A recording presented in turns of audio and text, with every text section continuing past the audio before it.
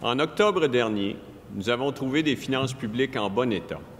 Ces finances publiques, nous allons continuer de les améliorer. Avec l'appui du premier ministre et de l'ensemble du gouvernement, j'ai la ferme intention de faire en sorte que notre situation économique et financière progresse, que le Québec réalise ses ambitions et que tous les Québécois en profitent.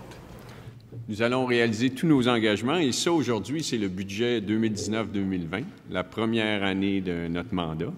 Et nous sommes en avance sur nos promesses. Et je vous rappelle que notre cadre financier, toutes les mesures entraient en vigueur progressivement et que l'effet sur l'économie se réalise à l'an 3 et 4. Il y a donc un lien avec les gestes qu'on fait structurants au niveau de l'investissement et de l'offre de travail, qui vont avoir un effet sur l'économie à l'an 3 et l'an 4 pour permettre de réaliser tous nos engagements.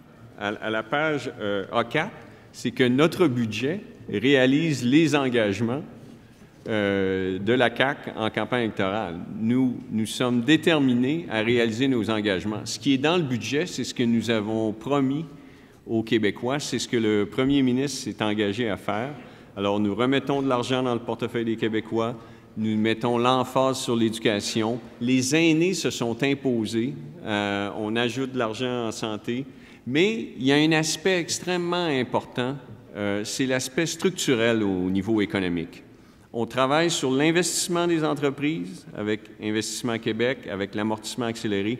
On travaille pour adresser la rareté de la main-d'œuvre avec la réduction des charges fiscales aux PME, la prolongation de l'incitatif à la carrière. Et ça, ces mesures, c'est des mesures structurelles à long terme pour que le Québec rattrape l'économie de ses partenaires.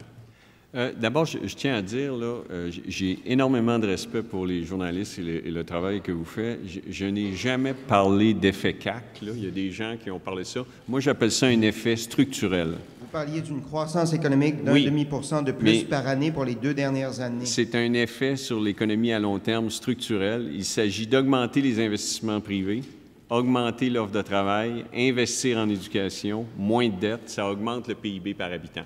Alors, ce que vous avez, les prévisions économiques, c'est le consensus. Ça reflète ce qu'il y avait dans le rapport préélectoral, que le potentiel économique du Québec est à 1,3 %. Nous mettons des mesures en place pour augmenter cette performance à 1,8 % et avoir un effet positif structurant que vous pouvez appeler effet CAC.